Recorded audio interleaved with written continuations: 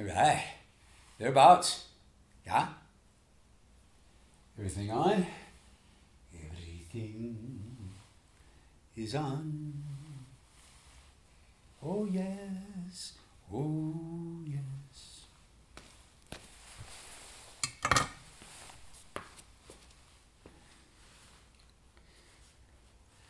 All right, here it is.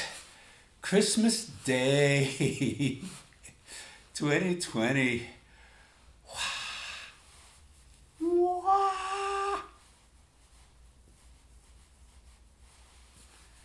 Okay, so yeah. Hopefully this guy's okay. Seems to be behaving alright. I should double check that he's on. It doesn't give me a record indicator, much like this silly one do. I might just swap this 4K out for the lower res one that actually gives me a record indicator. Oh man, tell you. So Angel, the song Angel, the funny thing is, I'm doing these intros, right?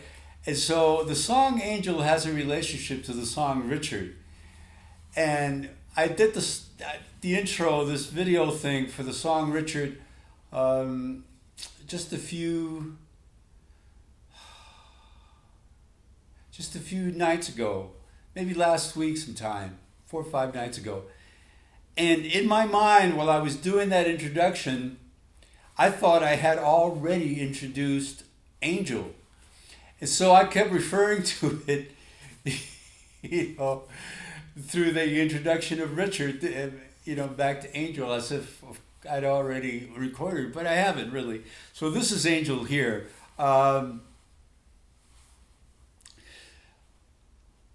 This song was largely written in a little town in California called California City. Well, you would never guess that. It's just a little town out in the desert. Anyhow, it's called California City.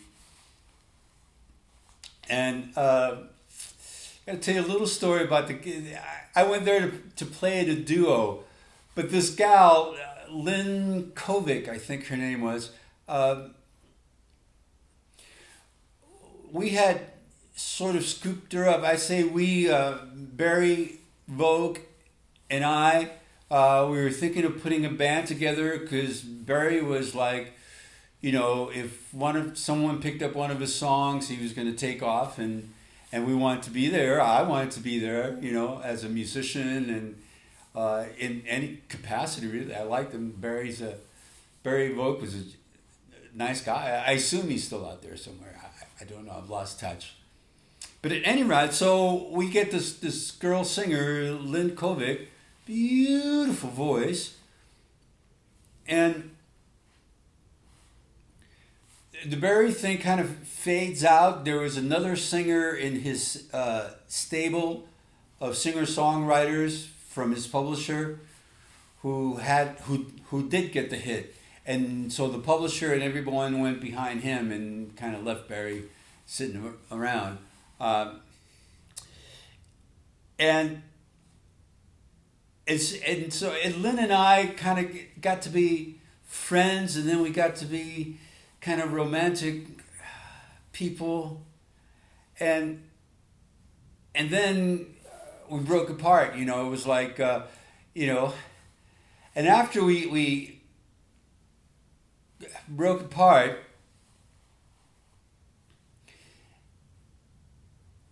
we get a call from an agent wanting a duo. So Lynn and I, we had this funky energy, from being apart, but we needed the money. We were both just broke, and this money was good, and it was a chance to play some music. And so we took the gig. But it was tough.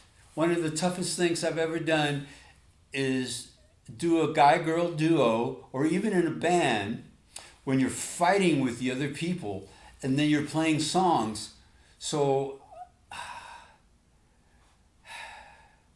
you can't help it come across a song, it's too late, baby, now, or something. There's a million of songs that you think are pretty sweet and whatnot until you're angry at someone. And then you really aim it at them or something. Anyhow, it was tough for Lynn and I, and it was the only time in my life that I had an issue with alcohol. Usually I saw so many bad examples out there, it kept me away. But having to play and having Lynn there and having all of this churning feeling, and of course we were staying like in adjacent rooms.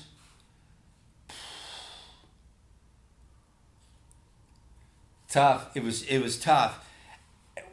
So I was drinking way more than I usually do. Way more. I had a bottle of brandy in my motel room, which never happened. And one of the nights on break, I'm down in this at the bar and sitting there, and this old cowboy guy. The guy must have been, I don't know, 80 or something, 5 or. He looks over at me. He says, that stuff. He points at my drink. I must have said something to tip him off or something, but I don't know. And he said, that stuff is stronger than heroin. You ever done heroin? And I said, no, I don't. Yeah, I wouldn't do heroin for nothing. I value my life. I want to keep playing music. And he says, well, that stuff is stronger than heroin. It's so strong that the country tried to outlaw it, and they couldn't outlaw it. No matter how hard they tried, and they tried, but they couldn't outlaw it. That's how strong that drug is. And it just hit me. It was like,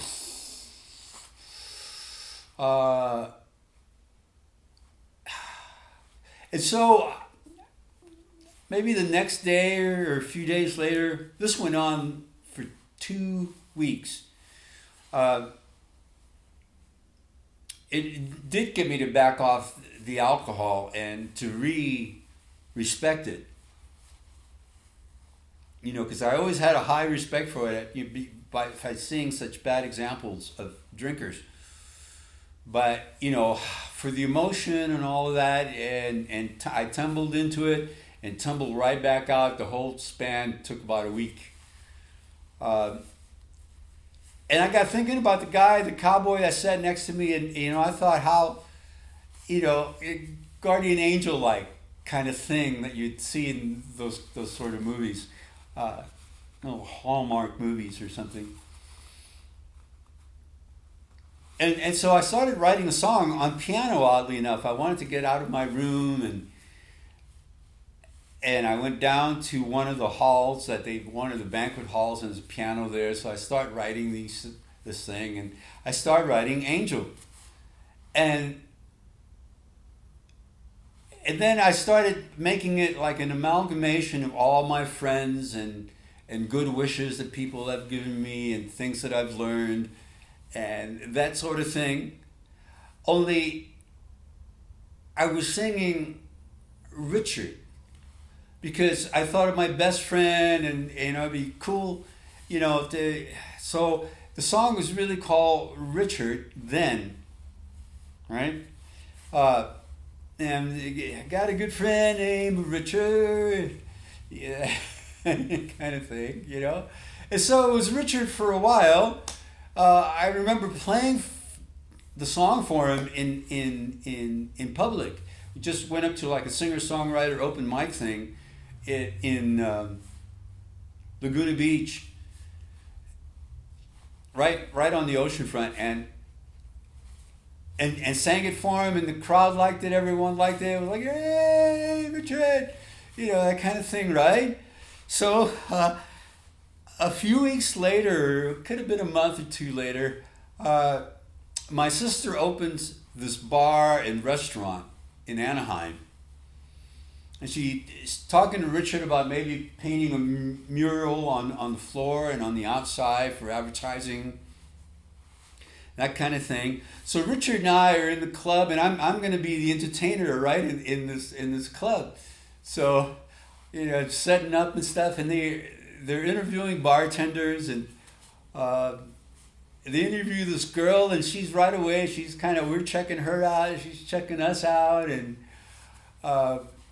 we get to know her. We're just sitting and talking to her. So a couple of days later, we're getting to know her better, really good, and because we were both hitting on her, and she went for Richard, much to my surprise. I mean, Richard's a nice guy and all that, but she could have had me. She goes for Richard, and I shouldn't say because Richard was my equal, and ever since we'd been buddies since junior high. Since he rescued my hat, I had this Mickey Dolenz, Mike Nesmith hat that my sister Monique had sewed up, and some girl came by and kind of snatched it just to be honoring. You know how girls are, and then Richard snuck around, and she was looking at me and going like that, and Richard came around and snatched it back and handed me the hat because he was a Monkees fan. So that's how we met. Ninth grade homeroom. So this girl goes for Richard, and then 2 weeks into this thing, and Richard's like wanting to propose to her and all of that. She comes to me and she says, it's not working out so good between Richard and I, and I'd really like to see if it'll work out with you and I instead, because I know for sure it's not working out with Richard and I. But that was news to Richard, I guess. At any rate, she leaves Richard for me. And so there's a double thing there, She initially chose Richard. I'm going, damn that Richard. And then she leaves him for me, and he's going, damn that Michael. And it was never quite the same between Richard and I after that. We were still buddies, but there was now like a thing, just an angry thread there. Just an angry thread. Anyhow, so I take the song Angel, and I think, well, I'm not singing this, Yeah, I'm not singing Richard. I got a good friend named, so I changed Richard to Angel because the old cowboy guy that warned me about the whiskey reminded me of how a guardian angel would do that, like in a Hallmark greeting movie or something. So Richard became Angel, and then out of the frustration and sort of the, just the anger and stuff. Our relationship wasn't completely flooded with anger, but it had that string there which was never there before. We were always, heart connected, and now that was still there, but now there was this other anger kind of element. Which is too bad. Anyhow, with that spirit in mind, that kind of thing, I wrote Richard, which he wasn't too crazy about. I did play him that song, and he just kind of went, he'd rather have been Angel than Richard, but he ended up being the song Richard instead. And years later, as I played that song, and I played it a lot. I used to love the intro. Always thought, well, I'm talking about Richard now. Anyhow, years later when I played the song, I realized the song Richard was really kind of about me. And Angel really fit better because it's those times when we're in trouble and something happens or someone shows up, just the right person shows up and says, hey, did you know? And that's the essence of Angel. It was originally what I originally wanted to do with it was start really simple, one voice, one guitar, and then just build it. So on the second verse and second chorus, it would be about normal, like it is, like a normal band. And then on the third verse and chorus, I wanted to like orchestrate it. So it would go super simple to like a regular straight up band, kind of simple straight up band, to a really orchestrated, moody bluesy kind of thing. And I pared that down. It was beyond what I could pull off. But it became the skeleton, and you can still kind of hear it in there. It still kicks up just a little bit, second verse and second chorus, or just a little wider, and then the third verse and chorus are a little more orchestrated and stuff. So it's funny how that just seeped through. Yeah, and that's Angel, done on Christmas Day, 2020. Hey, yeah. For my baby, wherever he is.